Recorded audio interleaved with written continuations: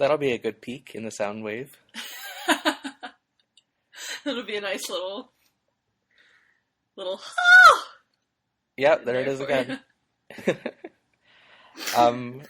Okay. All right, go. Let's go.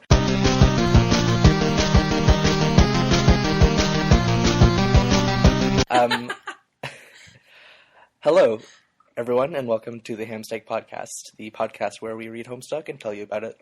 My name's Alex, and I have not read Homestuck before. My name's Lydia, and I should probably reread soon if I'm going to say that I super have. And yeah, we read the actual ending of Act 4 today. Mm-hmm. And I know we said we were going to start Act 5, sorry. We're not. I forgot how much stuff there is. I promise there's a whole episode's worth of stuff here. We'll meet trolls next week. I can finally stop biting my tongue over some of their names. Mm-hmm. Yeah. Oh, and also Alex wrote a summary.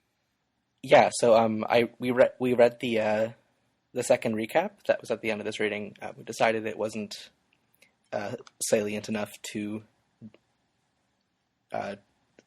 devote time to, but I tried to recap Homestuck as succinctly as I could in about 7 paragraphs. Succinct. Yeah, well, I mean, yeah, that's pretty good, I think. Yeah. It's a lot less than the recap that Hussey wrote. Yeah, it's really granular, the recaps that he writes. Like, you could read the recap instead of reading the comic, pretty much, if you really wanted to. Yeah. In mine, I didn't even say anyone's name. So yeah, but we're going to read the end of Act 4. Yeah. Which we begin today with, from Dave's POV, his own hands, which are bloody because he just dumped his own body into the lava. Right, casually. I got really confused, actually, when I clicked on... I go from our Libsyn page, and I just click on whatever I said was going to be the first page next week. And I clicked on it, and I was like, wait, this is not the first. This can't be the first page. Like, this is... No, it is. Mm-hmm. It's just like, it's like, oh, the act ends, and then it's like, psych, and then it's just like, bloody teenager hands. Okay. Yeah. Yeah, and then GC talks to Dave. She's so weird and shitty, and, like, he's also so weird and shit. Like, he's trying to process this, and she's laughing at him for having blood on his hands and for being stupid. Yeah, part of why she's behaving this way, you will understand later on, and it has to do with Troll Society. Sort of. But also she's just weird. Yeah, she's just mean. Sometimes. Yeah. Sometimes she's nice, and then sometimes she's mean. And then he, like, takes a jab at her blindness, which is shitty, but I think, like, he's going off what he knows and trying to retaliate. Right. She's made it pretty clear that she doesn't actually seem... This is another influence of the... iteration of the, like, super-powered blind character trope where, like... Or maybe she doesn't have superpowers, but she doesn't seem to be actually impaired at all by her blindness. Like, as far as we can tell from the story, she seems to be able to taste color well enough to operate as though she could see. Right. Yeah, I mean, from what I've seen, I don't think it's, like, a Daredevil type thing. It's just, like, she does use her other senses. Yeah, but, like, to the point where, like, she's not, like, you never, I don't know, that's sort of a spoiler, but you're never going to see her, like, demonstrate any impairment at all, just because she can't see. It's, like, she just has a different set of sensory processes. So, I don't know, It's, like, maybe he doesn't know that, though, but it's weird. They're being shitty teens. Okay, so this is an example of believable shitty teens. Mm-hmm. Do you know what I mean? Like, yeah, this reflects, like, you could reasonably be ableist in that way at this age, and, like, it's shitty, but, like, he's really upset, and she clearly doesn't seem very insecure about it, and it's, like, not good for him to be doing, but it's not lazy writing. Yeah. You know, like, it serves a real purpose in their interaction. Yeah, exactly.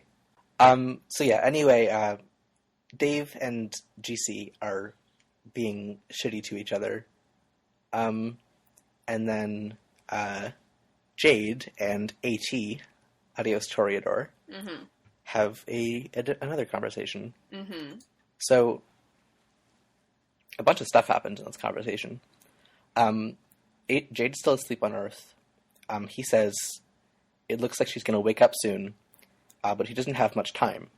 He also mentions that the rift that we've heard about from some of the trolls is something that Jade causes. Right. Which I didn't see coming. I didn't really know what the rift was. Oh. Well, we don't know what the rift is yet, but, like... Yeah. Remember how, like, what's his handle? What CG was saying about how, like, Jade is the one who, like, fucks everything up? Right, but I thought that was because of the packages and the time travel. There's more. Okay. All right. Cool. AT mentioned something like the idiotic thing about trolling is if you use it to troll people, you're just as likely to get trolled yourself, which we've definitely seen so far, where the Earth kids control the trolls just as much as vice versa because of like crossing stream time shenanigans. I would argue that the kids are the ones who effectively troll the trolls, and the trolls just kind of like harass them or chat them up, you know? Yeah, for sure. Yeah, the trolls really don't understand like human pranks. Yeah, they kind of don't, which is really like funny. Like, I don't know, the inconsistencies of like what they do and don't understand about human society are like interesting, or like not internal inconsistencies, but just like it seems weird the set of things that they do and don't understand. Mm-hmm. Yeah, it's funny what like somewhere in this reading, CG says to Dave like, "Oh, well, like this color tastes sweet, like this candy you wouldn't know of. It's called cotton candy." And then Dave says, "We have cotton candy dump ass." Yeah. Which is a spudge. Sorry? Which is a spudge reference. I'm pronouncing the acronym like an idiot. It just kind of came out of my mouth, and I was like, I'm just going to commit. Sweet Bro and Hella Jeff. Oh. Sabaj. Sabaj, okay. Yeah. You need to put that, like, that emphasis on the... The schwa. Yeah. You need the schwa in there. No, the sabaj instead of spudge. Like spurb. Yeah, I'm inserting a schwa there. Oh, is that called a schwa? Yeah, it's the vowel, it's a indeterminate vowel sound. It's like the vowel sound that is neutral to your dialect. Is the schwa. Yeah. So they're having this ominous conversation. Dream selves can die. Jade will cause their rift. Trolls who use Trollian end up getting trolled themselves. Yes. And AT mentions that he was the happiest he was when playing the game was when he was asleep. But now all the trolls' dream cells are dead. So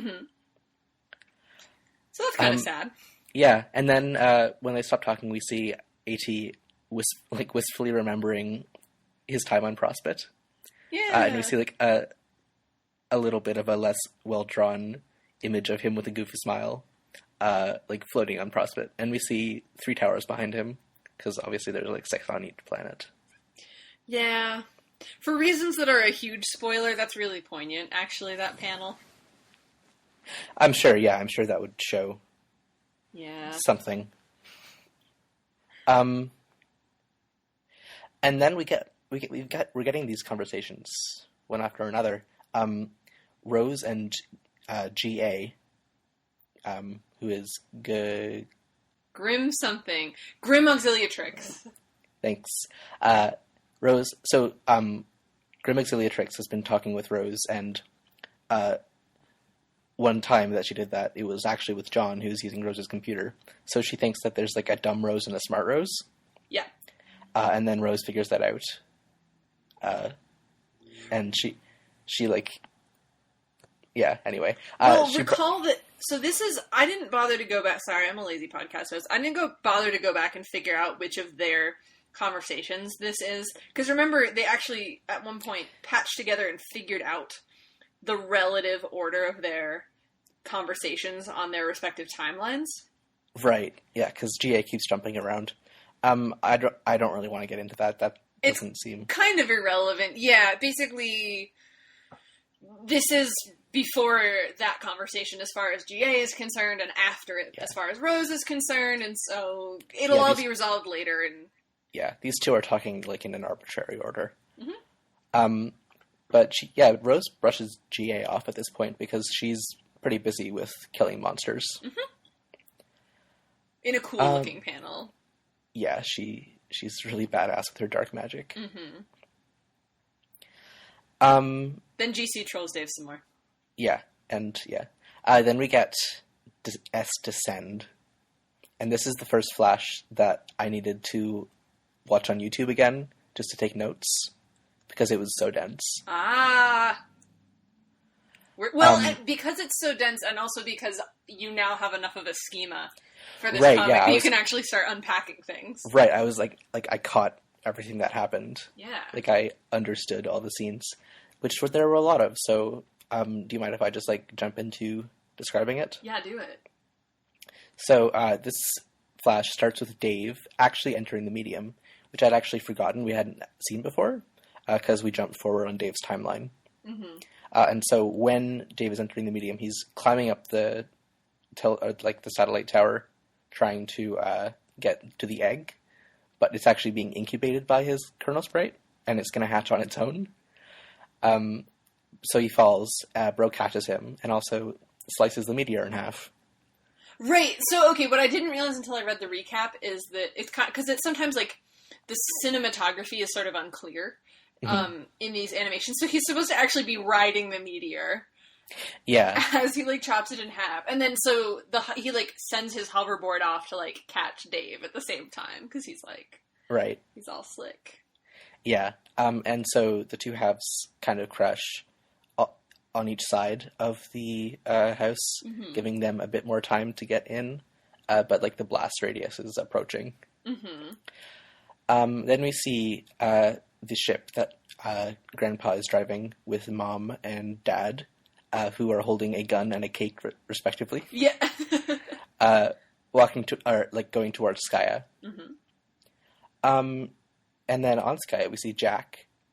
He's slaughtering the black and white soldiers that came with WV to have an insurrection. Yeah, they're all just little pawn guys. Yeah, and he leaves WV alive. And I guess again I'm gonna use what the recap said, which was that Jack, we're not sure why Jack left WV alive. He could be the sole witness, or Jack respects him as a fellow mutineer. But either way, WV is left pretty traumatized, I think, by all these people around him bleeding out. Yeah, he just, it's not even, so he's about to use this, big, magical, weapon of mass destruction and, just zap stuff, but right now he's literally, slashing people in half with a sword. It's really brutal. Yeah.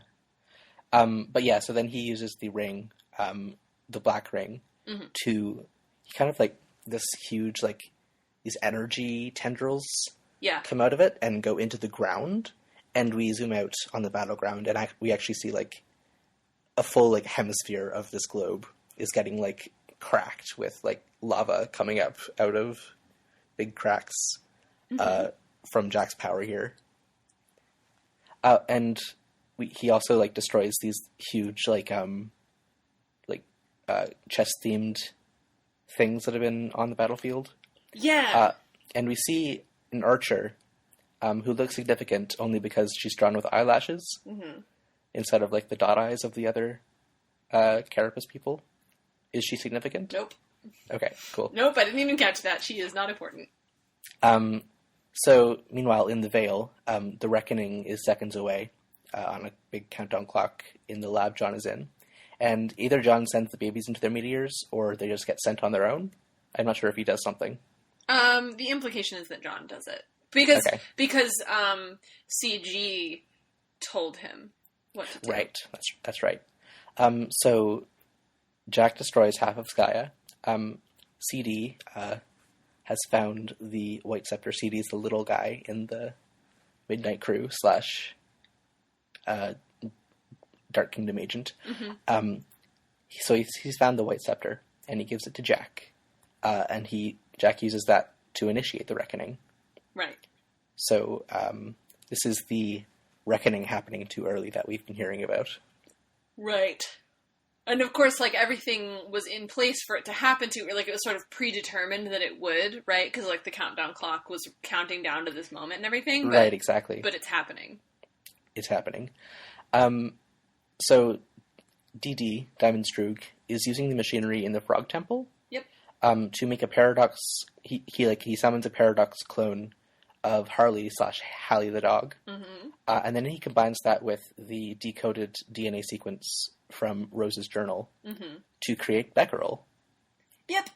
Like a little puppy Becquerel with no face.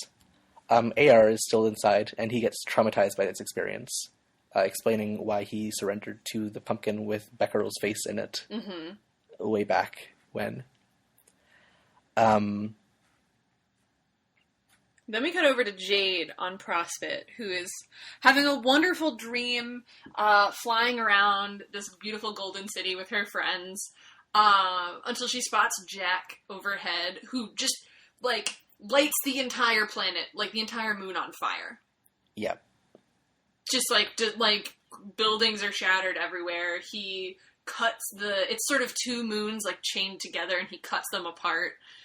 And the half with the kids' towers starts falling into Sky's atmosphere. Right. Which is not good because John is still asleep in there. Yeah, so John and Jade are, like, plummeting towards the battlefield, like, through the atmosphere of Skya, and Jade is just, like, there's debris falling behind them that's, like, about to, like, impact them into the battlefield, and Jade is just, like, shaking John, like, trying to wake him up.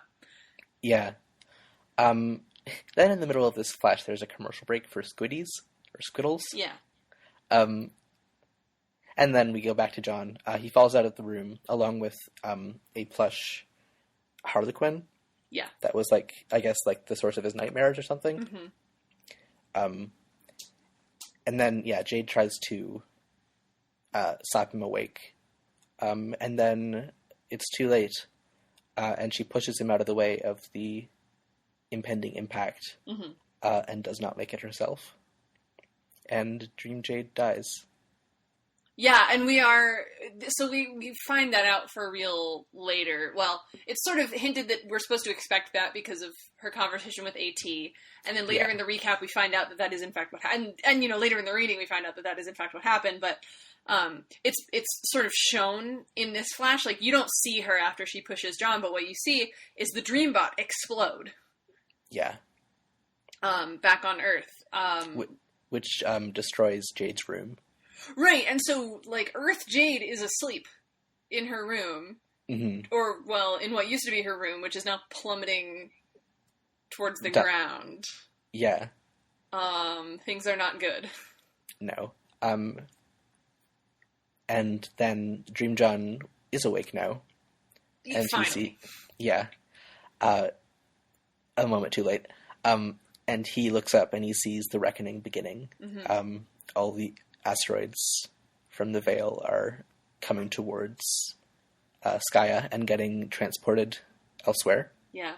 Or elsewhere on Earth's timeline. Mm-hmm.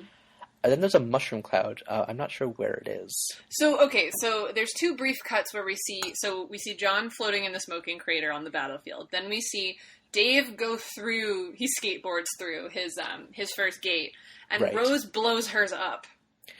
Yeah, I didn't see that. I didn't, like, catch that when it happened. Yeah, I had to pick that up from the I later. I didn't realize that you could blow up a gate. I thought it was kind of an immaterial thing. I mean, she's magic. Okay, right. Kind of the deal. Yeah, you're not supposed to realize that you could blow up a gate. Like, it's kind of a weird, jarring, like, idea that you could. And so it's like, yeah, what's about to happen is Rose is about to decide to break all the rules. It's kind of, this is another instance of, like, it's sort of frustratingly unclear, the cinematography, and you're really meant to infer it, and you really can't. Mm-hmm. But so after those two shots, then you get a quick look at John's neighborhood back on Earth, and then a mushroom cloud, the implication being, like, this is the huge impact that destroys it. Right. That's the meteor. Okay, I see. Mm-hmm. And then we end this flash with a view of Jade's Island at night with the smoking tower and Becquerel's in the foreground. And in the background is an enormous asteroid looming. And it's not like burning up in the atmosphere. It's like just there in the sky. Mm-hmm. And it takes up like half the sky. But just, I mean, like, so the idea is if it's so far away that it doesn't even seem like it's impending, and it's still that big, like, how big is it? And if you remember way back when Rose finds that console that shows all the meteors that are coming. Right. Remember, like far and away the biggest one was over... It's like a quarter of the ocean. Yeah. And I guess that is probably a large part of why the Pacific Ocean is evaporated in the future. Yeah, that would about do it. So then Rose updates the game fact for the first time in a while, and for the last time. Right. This is that was the end of Act 4. Right. The curtains draw for real this time, and now we're in sort of an interlude. Yeah, it doesn't call itself an intermission this time. Mm-hmm. It's just kind of a bit of resolution, I guess, for each of the plot threads. Mm-hmm. And then in Act 5, we'll go into an entirely different reality. So Rose updates the game fac. And my question is anyone using this game fac on Earth? Is there anyone else playing the game? Are there, like, more than 4 copies of the game on Earth? Are there multiple sessions? Yes, because if you remember, very early in the comic, you saw a menu of many different game facts with Rose listed among them. And the thing is, most of them weren't successful in entering the game. In fact, I don't think any of them were successful in entering the game. On Earth. On Earth. So, okay. Right. So none of them, like... This will get very interesting in many thousands of pages. Sure. On Earth, yes and no. Okay. Cool. So she says, like, this is the final update. I'm not playing the rules anymore. Screw you, powers that be. Basically, yeah, she's saying the gods are telling me that we're going to fail. I have trolls telling me that we're going to fail. I don't buy it.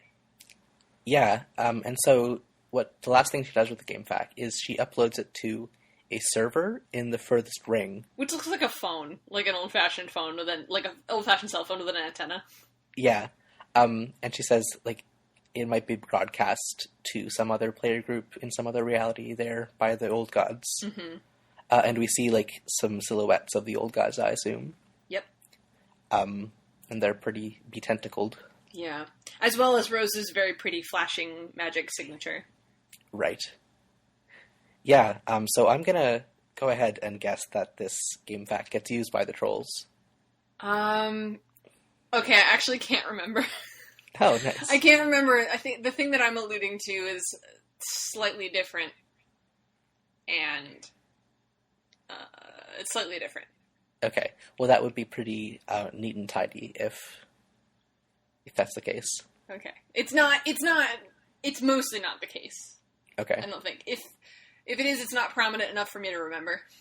Nice. So, then we get to, we're going to be intermittently looking at, all of our exiles, seeing them, there's going to be a pattern, we see them arriving on Earth, mm-hmm. and taking on their exile garb, and then a flashback of how they kind of got there. Yeah, how things ended on the battlefield for them. On the battlefield. Yeah, so, the war-weary villain becomes a wandering vagabond. Mm-hmm. Wayward vagabond. And he wraps himself up in John's bed sheets from Prospect, mm-hmm. which are like... They have little ghosts. Yeah, they have little ghosts on them. And this is actually the same outfit that he's wearing in the future. It's just become unrecognizable and dirty. Right. And yeah, so he... In the like very recently in the past, back when the Flash happened, he saw the doll that fell out of John's room, and he rips it up, and it's like this Harlequin doll, and it's it looks a hell of a lot like Jack. Yeah, it's like basically prototyped. And he just rips its head off. Yeah. Which is kind of useless symbolism, actually. I didn't find that particularly powerful. And for once, like, it doesn't come back later. Like, it's not actually plot relevant at all. It's literally just... It's just, he's like, just mad. Yeah, I understand that. It's, like, frustration, and the only thing he can do is symbolically tear Jack's head off. Yeah. Which is, like, probably the most violent thing he's ever done. Yeah. Yeah, he doesn't end up becoming a violent person, like, now or ever, really. But he is awfully angry. Then we go see Dream John finding his dead friend. Yeah, who's, like, smoking. Yeah. Like, smoke is coming off her, and she's, like, lying face down. He takes her ring. Not knowing that it's, like, important at all. He's just like, I guess this is, like, a way to, like, remember her. Right. And then he's crying, obviously. Yeah. And he looks up, and he sees himself in the clouds of Skya. Right. And he sees himself at the big checkerboard castle that we've seen before, which is where the Black King was. And so he realizes he has to go there. Right. And I guess he takes Jade with him. Yeah, I think so. Yeah. Then we cut over to PM, arriving on desert Earth and making herself, she's covered in blood. And we haven't seen how she got that way yet. And she's making herself a new outfit out of Prospit banners. So they start out yellow, but they won't be forever. A mistress becomes a mendicant. Yes. So she has murdered Heart's boxcar. Yeah, so we go into her flashback, and she has super... decapitated, yeah. It's a really brutal panel. Like, she's like, towering over the viewer with a bloody sword, like, spattered in blood, with, like, a decapitated head, grimacing, like, on the ground at her feet, and she's taken his walkie-talkie and talking to Slick. Right. And it's very, like... Oh, man, it's kind of sad. Like, it's not like a, badass, like, action lady, like, moment. Oh, yeah, it's very, sure. like, oh my... It's meant to be, like, very, like, tragic, like, that it has come to this. Like, she's not happy to be in this position at all. Absolutely. Yeah, so... But she summons Jack, because she's like, I have the crowns, like... Remember this deal? I forgot about the deal. Yeah, so she's like, hey, I fulfilled my half.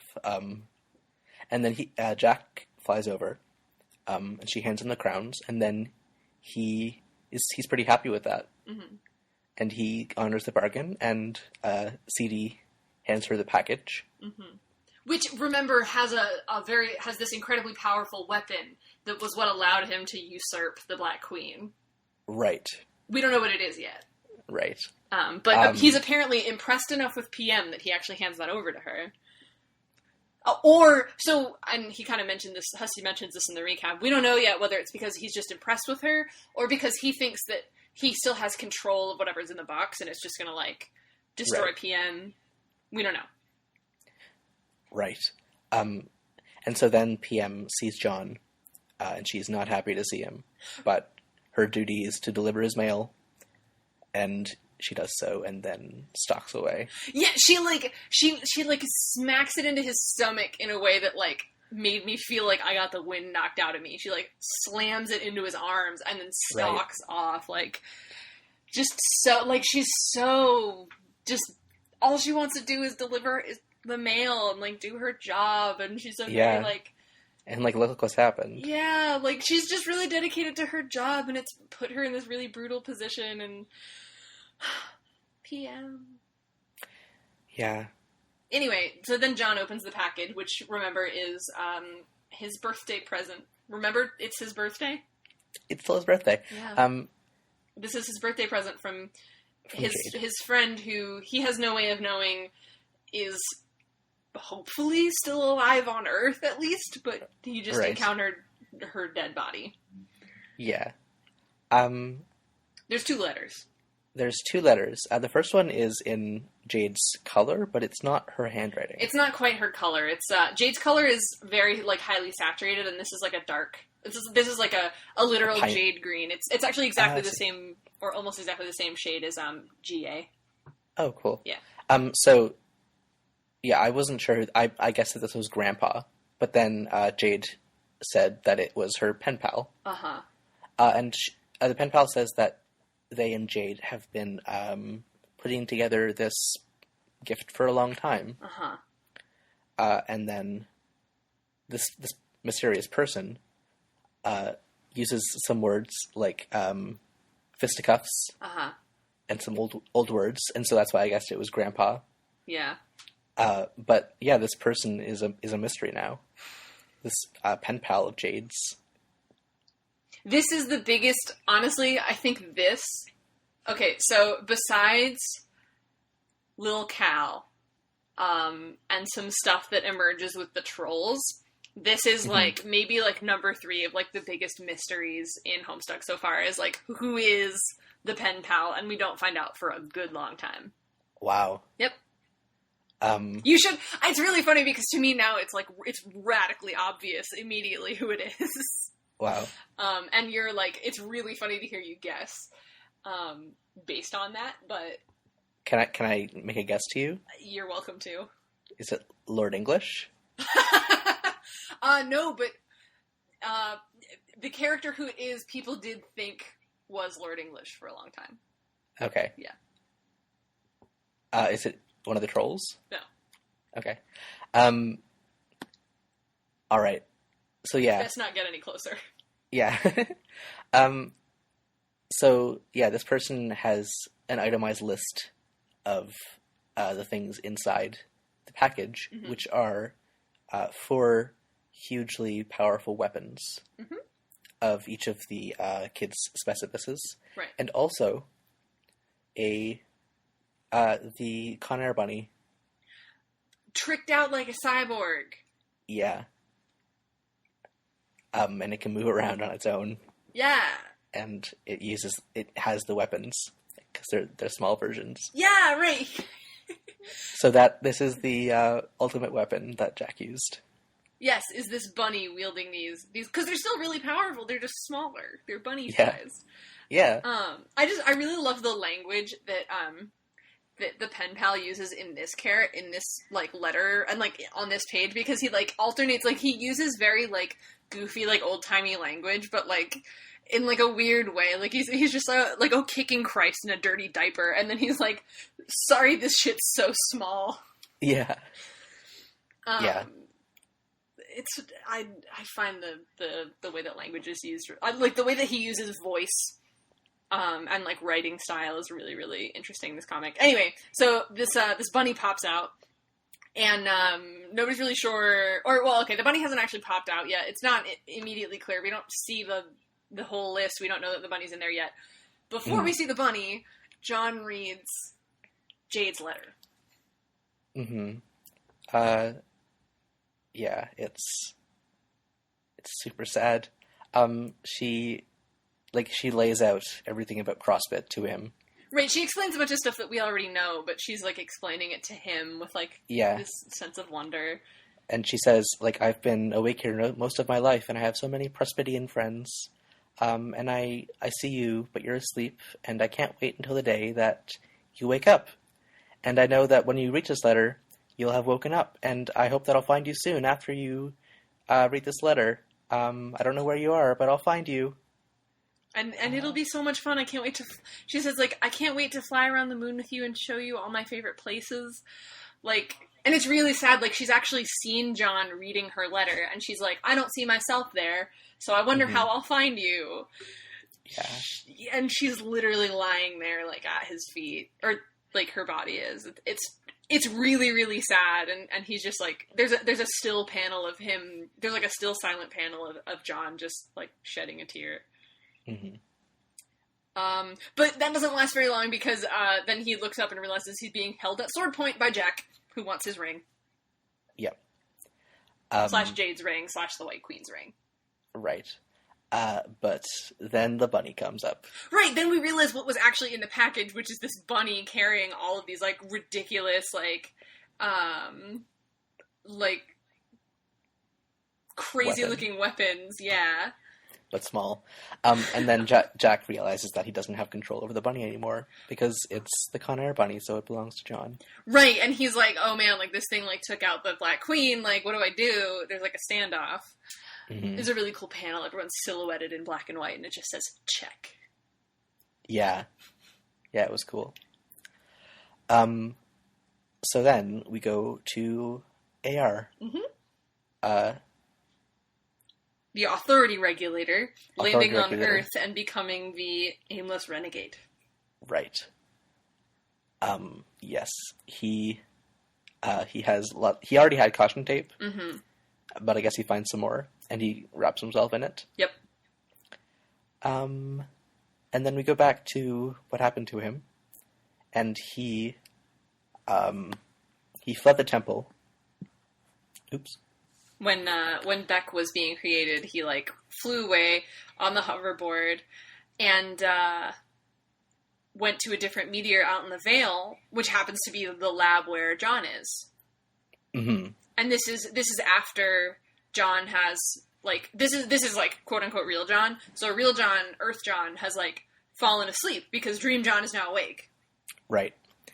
So AR, he caution tapes John to the rocket board and sends him off as the meteor with the facility goes towards Skya.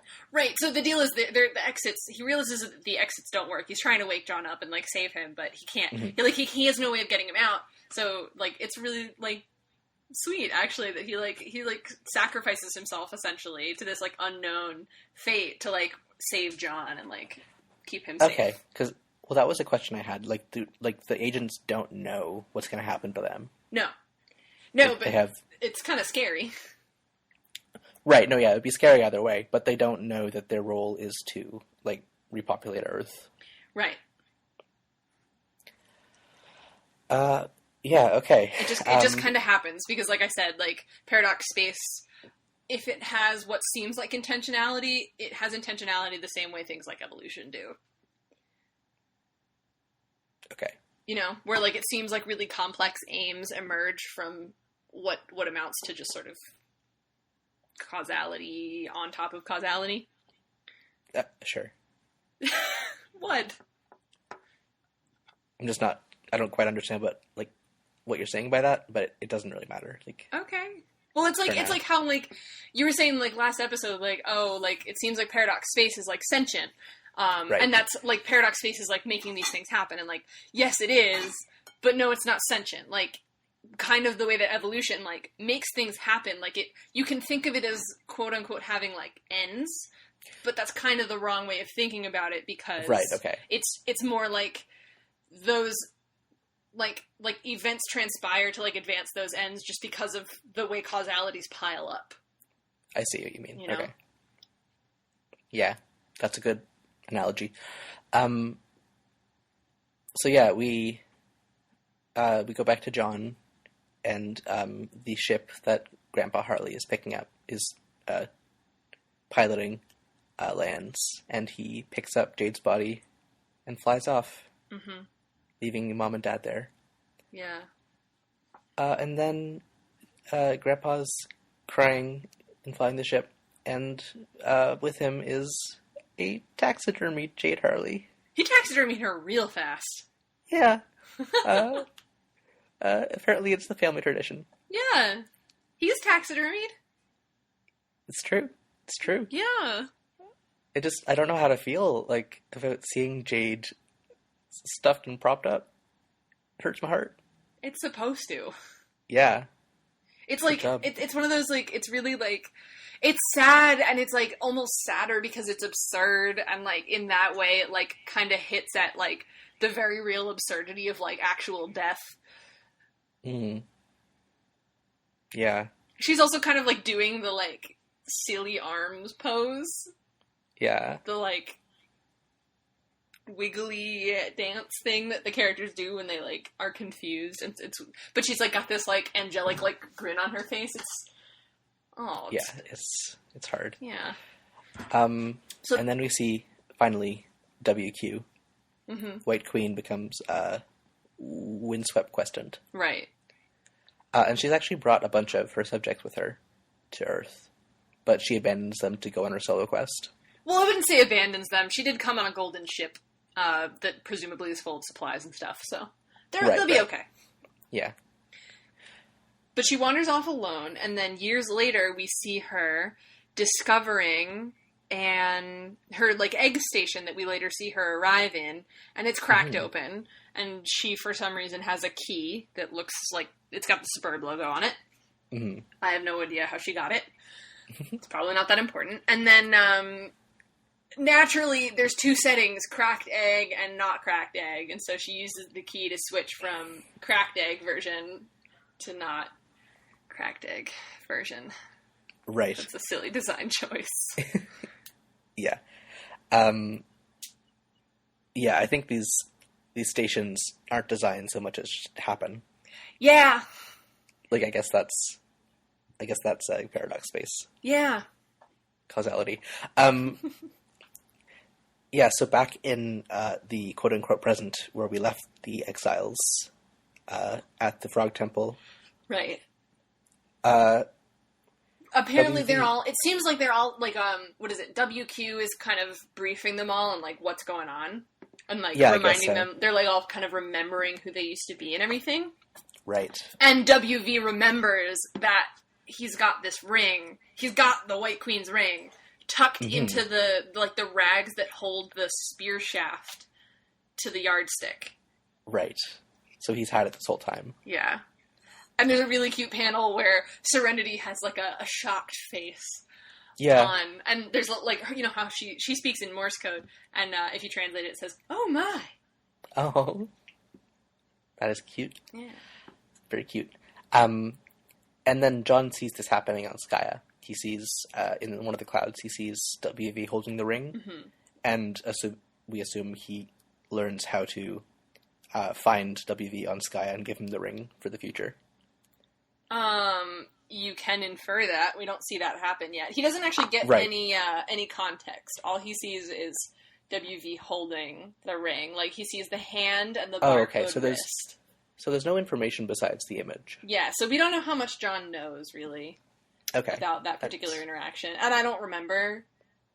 I see. So I think I believe there's a way more complicated series of events, like, really, really crazy complicated, that gets the ring to WV from John, but I think there's a lot of spoilers in it, so I can't comment. Yeah, so then in another cloud, he sees Harley Tower. Right. With the smoldering part where Jade's room used to be. Right. Then we see an interior shot of the other bulb on top. Right, the main sort of bulb, which is not where Jade lives. Yeah, it's her grandpa's lab, and I guess she was like not supposed to go in there or something. Mm-hmm. And that's probably partly because inside is her own stuffed body. Her dream corpse, yeah. Yeah, along with Harley/Hallie the dog. Mm-hmm. So that's the family tradition. You taxidermy your dead. Of course. So she's been sleeping yards away from her own dead body for her whole life. Yep. And that feels away. Yep. I told you this comic got dark. Yeah.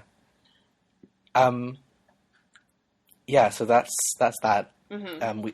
Inside the lab is also a fourth wall, which Grandpa stole. Right. And so it's not on, but if it were, we could see Hussey. Bashing away at the keyboard. Yes. And typing up recap too. Yes. Which is, it doesn't recap the rest of the comic. It just recaps from his previous recap. Mm-hmm. And we won't recite the recap to you at all. Yeah. We've had like 2 episodes doing all this stuff. And I'm not really sure why he has this recap here. It seems like the other one was so recent. Because if you remember, that recap was the end of year 1, and this recap was on day 413, or sometime thereafter. Okay. I believe Descend, like the end of Act 4, was day 413. Yeah. So consider that this has been about 100 days. It's been about 3 months. So, like, the stuff that has been unfolding for us for 2 weeks, or, like, the stuff that if you were reading it, you would have read in the course of about 3 hours, unfolded over 3 months. So, yeah, it, like, kind of made more sense that he would recap it. Right. And I guess, like, we've used his contextual information in this reading, so these recaps are necessary, I guess. Right. Because not everything comes across as clearly as he probably wants it to. Right, particularly when he leaves it up to flashes, because, like, unfortunately, there's just kind of only so much you can do with those. Yeah, and there's only so, like, you can only process the information so fast. Yeah. So the little, like, split-second flashes of scenes might get lost. I just want to make 2 points from it. Sure. That I definitely missed. We left some other ones in as we were reading, but 2 things that were not clear to me, like, that were confusing to me when I read them in the recap and that actually corrected a misconception, were that, so I think we mentioned something about the battlefield, like, being prototyped 4 times. The battlefield's only been prototyped 3 times, because remember, there's only 3 players in the medium right now. So, yeah, that we did. We got that right. Okay, so yeah, so there's 3 players. There's going to be a 4th, and it will become something weirder and more complex than just a living planet. Right. On number 4. I know what it is, and it's really cool. Hypercube. No, better. Uh-huh. Like, it's really cool in terms of geometry and also in terms of, like, cosmology and also in terms of plot significance. Anyway, the other thing is that the gift is... The way that the letter's written makes it kind of sound like it's Jade's idea, but the letter was the pen pal... The present was the pen pal's idea, not Jade's. He talked Jade into it. And he, in turn, was talked into it.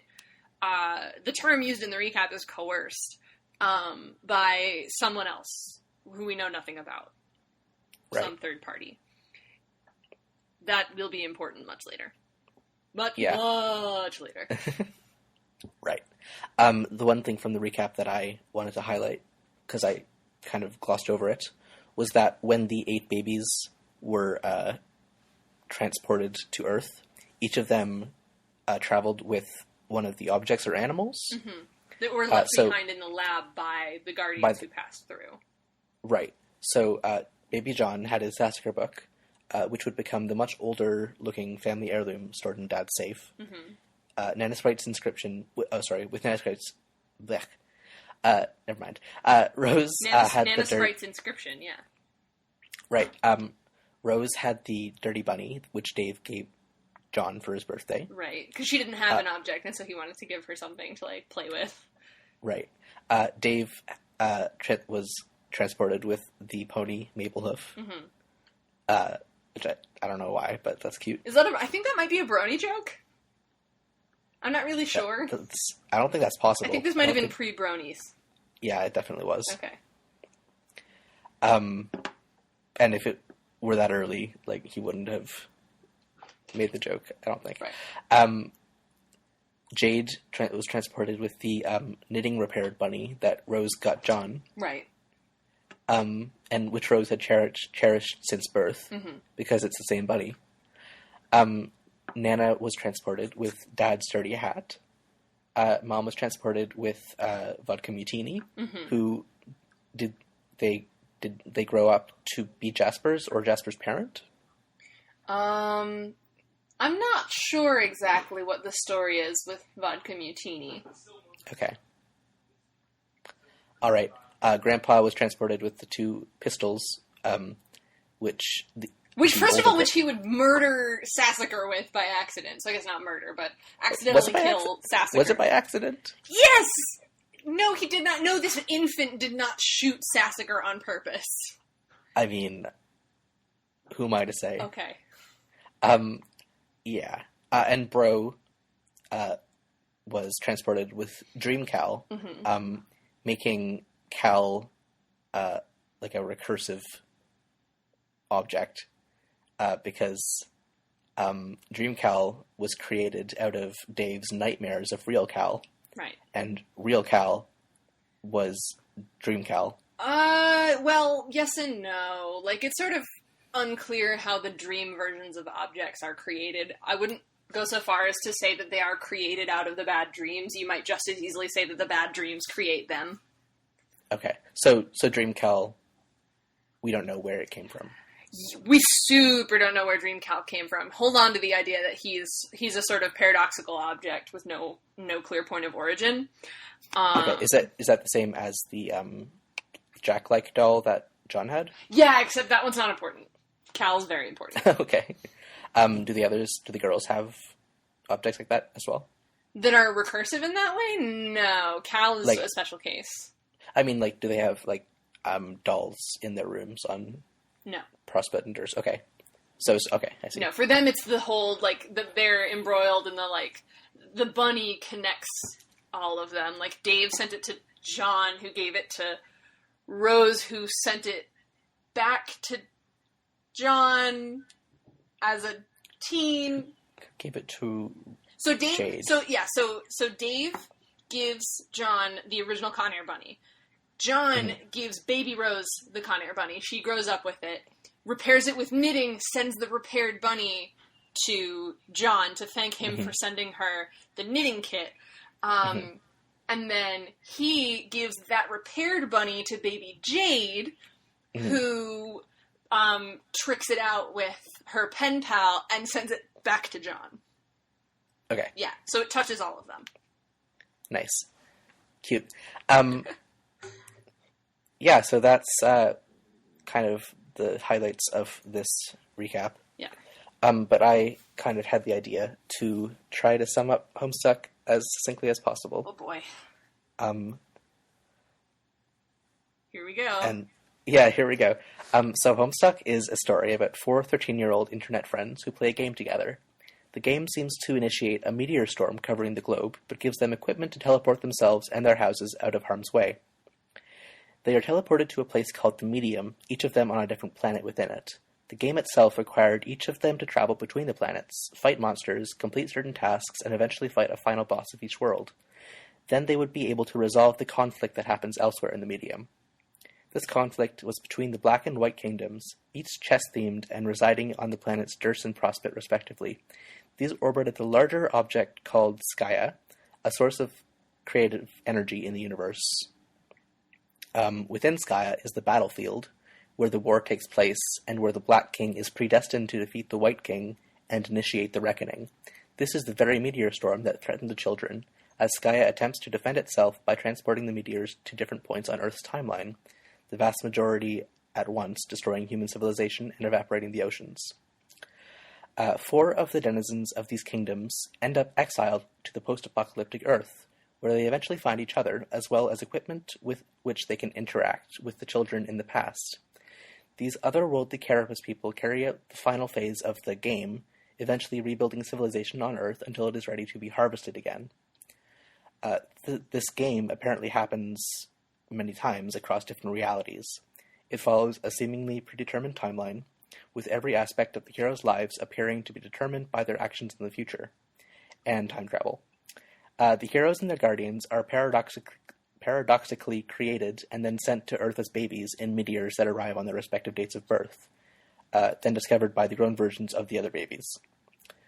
Our heroes, apparently, are in a session that is destined to end badly. An agent of the Dark Kingdom has usurped the throne and initiated the Reckoning early, making it seemingly impossible for the children to succeed. This ends so badly that it apparently has consequences across the other universes where the sessions take place, something that upsets some of those beings. These are another group of kids, 12 aliens this time, whose own session has ended. In their future, their home planet has been rebuilt by the Carapace people. These children have access to view any point on the Earth Kids timelines and chat with them. This leads to a lot of shenanigans, and we are about to properly meet them for the first time. And that's it? That's it. Okay, so the only thing that I wanna correct is that we never see the agents, we never see the Earth exiles repopulating the Earth. Right, but that's their role. That is their role. Right. But yeah, I thought I made that clear, but I guess not. Okay. Yeah, we haven't actually seen them do that yet. Yeah. That remains to be, like, revealed how they're gonna pull that off. But yeah, we're getting ready to meet some extra-dimensional, alien kids. Alien teens. Yeah. Yeah. There we go, guys. So, I think that was actually pretty good. That was a great recap. Yeah, you managed to, like, you managed to actually just describe, like, the structure. Yeah, without, like, you didn't even need to name the characters, because if you abstract away from that, you're right, it's not really even about them. Yeah. Which is sort of interesting. Yeah, for sure. And I probably could have even cut stuff like the baby paradoxes. But anyway. Right. But I mean, like, yeah, so that's sort of it sort of raises an interesting point where it's like, this comic is not character driven whatsoever. Like, not in any way. It's completely orchestrated, like it's all plot driven. Right. But it's plot driven in a way that I find really interesting. Mm-hmm. And, like, so does a huge fan following, which is hard to achieve. And then B, also, like, the characterization is great. Despite the fact that they have no control. Right. Right, their character traits have nothing to do with how the plot plays out, but everything to do, well, later on there starts to be a little bit more exercising of free will, and in fact we're sort of entering that phase where, like, up until now the kids have kind of been playing within the structure of the game, and Rose is beginning this trend. Rose is starting it. They also tried it when they followed Gallows Calibrator, the Troll's advice, and ended up splintering the timeline, and they're, like, going off the rails, and, like, those are individual choices, and, like, yeah, they're kind of locked into paradoxes, but, like, Rose's choice does kind of have to do with, like, who she is, as much as, like, the information that she's receiving, and there'll be more of that, and it goes more off the rails later on. Again, it is kind of an interesting, because then you abstract up another layer, and it does turn out to be a paradox all along, because of course it all did. But so, yeah, like, the fact that, like, there's really interesting character relationships playing out, despite the fact that the character traits, like, don't, like, everything's sort of predetermined, and you know that. Like, you expect that at this point. Yeah. So it's kind of cool. Yeah, it really is. I like this comic. Do you? Yeah. I have my good weeks and my bad weeks. There's weeks when I find it boring. It does become a slog later on. Oh, I was being facetious. Of course you like this comic. I know. I'm just disregarding your facetiousness out of my own meta-facetiousness. All right. Listener questions. Listener questions! If you want to ask us a question, you can send us an ask on Tumblr, where we are hamsteakpodcast.tumblr.com. You can also send us a mention on Twitter, where we are @hamsteakpodcast. If you want to ask a question, but you think it might have a spoiler in it, or if, like, I'm sorry, I already don't remember who it was, but someone corrected me a couple weeks ago. Heavenly Evan. Heavenly Evan! If you want to be like Heavenly Evan, and correct us if we get something wrong, please do. And, but especially if it's got a spoiler, send me a DM. Our question this week comes from friend of the show, Dwellington. Thanks, Dwellington! Who says, what is a nice thing that has happened to each of you this week? Aww. Ooh, that's actually tough. Mm-hmm. Been a lot of nice things. Nice. You go first, I have to think of one. I got my bike. My mom sent it out from home, so now I can use it where I live now. Nice. Yeah, I like biking. Yeah. I didn't know that about you, actually. I guess you haven't talked about biking in a while, but you did used to, like, a long time ago. I think I remember you talking about biking. Yeah. Yeah, I went on a few bike trips in middle school. Nice. Wait, like, bike backpacking?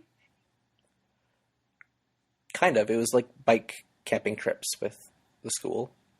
That's so cool. We biked for, like, 3 days. Yeah, and you just, like, brought your tents and stuff with you? Yeah. That's what I meant by bikepacking anyway. That's so cool. Oh. Yeah, it was like the most physically intensive time of my life, probably. I feel that. Ah. I knew a girl who biked all the way to school in Boston from, like, her home in Vermont, like, and brought, like, a bunch of her stuff with her, like, in a bike trailer. I have no reference for how far that is. It's actually probably about 3 days again. Okay. Yeah. My 6'3" brother is out in my driveway that I can see from my window, scooting around on a Razor scooter that is appropriately sized for a 10-year-old.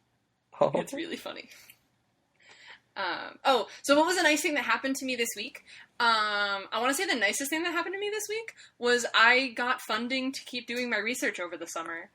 Hey! So, yeah, like, everybody's kind of working, like, part-time, and it's, like, weird, because the summer's weird when you're an academic, but, yeah, I get to keep doing science and, like, helping with my, like, computer daughter, and I'm really, really excited. I'm gonna help, like, write some publications, like, Congratulations. Do you want to tell the listeners what your computer daughter is? Oh, so... Just quickly? My computer daughter is a euphemism for she's basically, like, an intelligent chatterbot, designed to be added on to, like, educational, like, learning games, as opposed to those other kinds of learning games, I guess. And, and I did the creative development of her, like, trying to figure out what kind of a character she should be. So, she's close to my heart, and I call her my computer daughter, because lots of blood, sweat, and tears this past semester on her. That's so sweet. Thanks. That's so sweet. I love her. Can't wait to meet your computer daughter. Oh. And yeah, that was the only question we had. Thank you. So, thank you all for listening to the Hamsteak Podcast. Mm-hmm. If you'd like to find us on the internet, I am Leaf Crunch on Tumblr and Crunchleaf on Twitter. I'm still Brickchip on Tumblr and Twitter. I didn't change it. Nice. We're still Hamsteak Podcast everywhere. Everywhere you look. Mm-hmm. Can't stop us. We are Legion. Yeah. And my whole, like, reading plan got messed up again because I was overambitious, as I always am, and thought we would get into Act 5 today, and we super didn't. Which is okay. Which is proper, yeah. I think we were at a good length. But so we're going to start Act 5 next week. Really, I promise. There are literally 0 pages between us and the start of Act 5, so yeah, it's definitely going to happen. Yes. I'm going to be, like, biting my tongue so hard not to, like, just blurt a bunch of troll names. I can't wait to say them out loud, like, because I haven't in a really long time. The end of an era. Yeah! Except I'm sure there's more names that you won't be able to say for a long time. Oh my god, yes there are. We're really just beginning to crack the top off the can of worms. Crack the egg of Homesteak and make a nice omelet. Yes, be sure to thoroughly mix all of your metaphors before serving. You can lead an egg to water, but you can't make it crack. Yep. Thanks for listening, you guys. Bye, everybody. Bye!